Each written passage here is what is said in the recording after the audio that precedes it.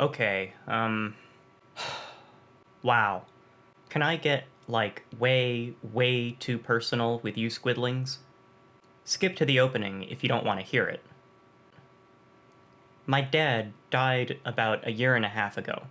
He got to watch this video about a database of Scottish witch trials, but not the next video where I used isekai as an excuse to talk about Buddhism. He would have liked that one. We liked to watch anime together. I still wouldn't really call myself a Buddhist, but it's relaxing for me to learn about it and talk about it. Making these videos has been very therapeutic. My uncle committed suicide a few weeks ago. Yeah. So get ready for another Buddhism episode.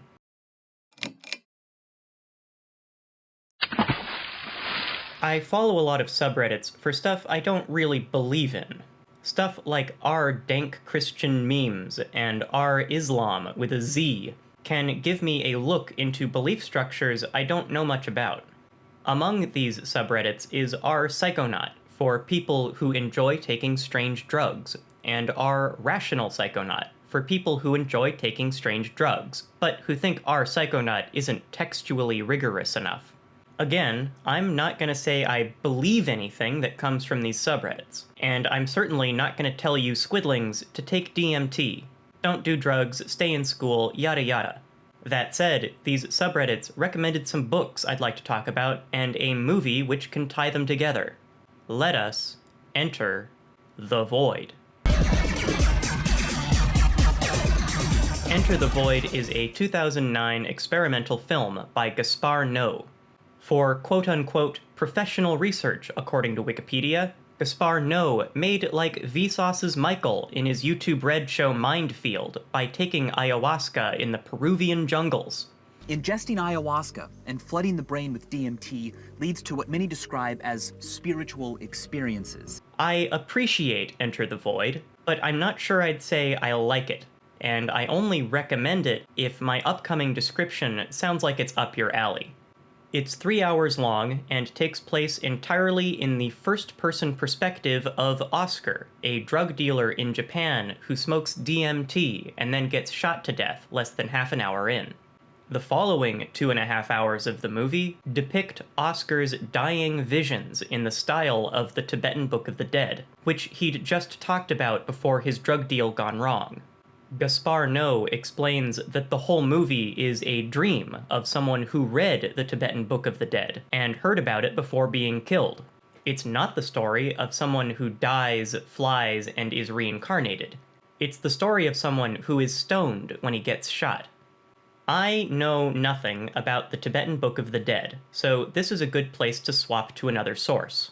Zig Zag Zen is a collection of essays by different authors and some pretty trippy illustrations about the relationship between Buddhism and psychoactive drugs like DMT. The consensus seems to be that although the 5 Buddhist precepts tell you not to take intoxicants, hallucinogens like mushrooms or LSD have led many people to Buddhism here in the West. Maybe because, as editor Alan Badiner says in the introduction, ultimately Buddhism and psychedelics share a concern with the same problem, the attainment of liberation for the mind. The essay A New Look at the Psychedelic Tibetan Book of the Dead by Ralph Metzner says the Tibetan Book of the Dead describes the bardos, phases of consciousness before and after death. Says Metzner, the Bardo Thodol, literally the Book of Liberation through understanding the bardo states, concerns itself primarily with providing guidance for the dying person on how to find their way through the 3 afterlife bardo states. There's one bardo right when you die, where you have a chance to go to a pure land, but if you don't make it, you go to the second bardo, where you get alternating heavenly and hellish visions. In this realm or phase, says Metzner, called the bardo of the experiencing of reality, the dominant features are dramatically contrasting visionary encounters with peaceful angelic beings and ferocious demonic ones, all projections of one's own mind. If you stay centered on the middle path between the extremes of dualistic judgment, you will still be able to pass through to the pure light realms of the higher dimensions. But if you still don't make it to the high-dimensional Pure Land, you get to the third bardo of seeking rebirth. Metzner says you get a mental body, or bardo body, or desire body, a body that can't be killed, but that can fly and pass through walls, so you can voyeuristically peek at visions of men and women copulating. You're advised to pick a womb, where you'll get to read the Tibetan Book of the Dead after you're born. Says Metzner, choose a birth family where the likelihood of coming into contact with the Dharma teachings are greatest. So let's zoom back to Enter the Void. Hey, do you think Bruno has anything stronger than DMT? Come on, you're gonna fry your brain, man. You should finish the Book of the Dead. That'd be a lot better. You can wait until you die, then you get your big trip. Oscar's journey through the bardos strikes me as generally a negative one. I'm seeing more hell realms than heaven realms, as it were. I'm not going to show you this because I can barely stand to watch it myself, but we keep coming back to the death of Oscar's parents in a car crash right in front of him and his sister, and then the siblings are taken to different foster homes. I find it just brutally sad, but other scenes aren't so gut-wrenching. Like here, Oscar sees this rad model building and imagines people having sex inside it. This foreshadows the final bardo at the end of the movie, where Oscar's perspective flies into a love hotel where he visits his sister's womb, then pops right back out of his own mom. Maybe Oscar's been born again to relive his own life, and we're supposed to repeat the movie from the start. Although, given Gaspar Noé's insistence that Oscar is a dying stoner, my guess is it's just a movie. But at least it's a movie with some cool stuff to look at. When Oscar smokes DMT, he gets these wacky, colorful patterns, which are totally neato, and sort of reminiscent of the illustrations in Zig Zag Zen. In the essay Vajra Vision, Alex Gray describes an intersection between art inspired by drug trips and art from traditional Buddhist sources.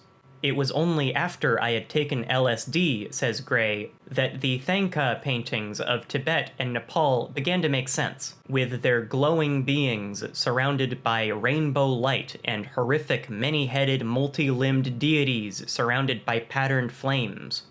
Thangka paintings interlace representations of the physical worlds with subtle visionary beings and geometrically dense mandalas that are familiar to those who have had psychedelic experiences.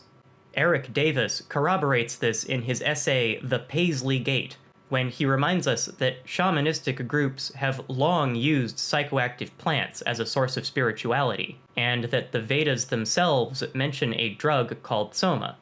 How do we express and characterize the relationship between psychedelics and Dharma practice, asks Davis. The conventional answer offered by many once tripping Buddhists is that drugs can open the door. Then, once you've crossed the river, you can leave the boat behind. So even if Gaspar Noé insists Enter the Void isn't preaching the Tibetan Book of the Dead, the movie is still drawing inspiration from a long-established cultural relationship between drug-induced mental states and spiritual iconography. But if you ask Andrew R. Gallimore, author of Alien Information Theory, he might say Oscar's bizarre visions here are like being stuck in a waiting room. Initially, the Voyager who's smoked DMT, says Gallimore, is hurtled through a rapidly changing procession of complex visual imagery. If the dose is sufficient, this complexity eventually gives way, and the user bursts through a veil or a membrane into a completely novel domain of impossible dimensionality and teeming with entities of immense intelligence and power, like machine elves. This book is really something. As a mathematician, I'm prepared to nod along when Gallimore describes cellular automata like Conway's Game of Life. And I'm happy to accept his argument that the universe we live in is such a cellular automata, where a uniform code results in a self-organizing hierarchy of more and more complicated components. But I'm less able to make Gallimor's leap to saying our universe is a lower dimensional slice, the grid, of a higher dimensional system, the hypergrid, which is generated by a fundamental code, generated by an alien hyperintelligence outside the hypergrid. Gallimore says our goal is to eventually realize the nature of our imprisonment in the grid and to find our way out. That sounds a lot like enlightenment and samsara and high-dimensional pure lands and all that. So throughout this book, I was expecting Gallimore to bring up Buddhism. When talking about extra-orthogonal machine elves or whatever, I figure an image of Avalokiteshvara with 11 heads and 1,000 arms would fit right in. But although alien information theory is quite interestingly formatted and decorated, Gallimore's approach is largely sci-fi oriented, so to speak. Whereas Zig Zag Zen encourages hanging up the psychedelic phone once you've gotten the message, Gallimore describes a best-case scenario where DMT is injected intravenously, continuously, by a high-tech programmable infusion device. Once the technology is mastered, he says, an individual can be brought into the DMT space and held there for an indefinite amount of time. Then, and only then, can the resolution level 6 phase be attempted. Once resolution is achieved, we will continue to exist as entities inside the hypergrid, even without an IV bag of psychedelics. And when Voyagers from its lower dimensional slices burst into our marvelous hyperdimensional domain, we will be among the thronging elven crowds cheering and welcoming them home. Maybe Oscar will eventually smoke enough DMT to become a machine elf. Or maybe Oscar will eventually finish reading the Tibetan Book of the Dead and bust through the bardos into a pure land. Like I've said, I wouldn't claim to believe in the bardos myself, and I certainly don't plan on smoking enough DMT to meet Avalokiteshvara. But the fact that these mental states exist, with or without drugs, and lead to such widespread belief structures and cool experimental films, I think that sort of stuff is well worth overthinking, and that's all I do here at Thinkster. My dad and my uncle are dead. There's no one on Earth who can tell me for sure what they're experiencing right now, if anything. But we tell stories about the afterlife anyway, and not for the dead. These stories are for the living. From where I'm standing, these stories are therapeutic for the writers and the audience, just like my videos are therapeutic for me, and I hope they're therapeutic for you. If you want more, well, subscribe. But also, you might like a book I wrote called Akayama Danje. I'm currently editing it right now, but the whole thing is up on my website, ted-writes.com. It's about a monastery on a mysterious chain of islands, which basically worships a giant space robot anime a la Gurren Lagann. Protagonist Jay goes all Carlos Castaneda, smoking the monastery's illegal bugs to understand why life sucks and then you die. It turns out, it's because we're made of worms. Bye-bye.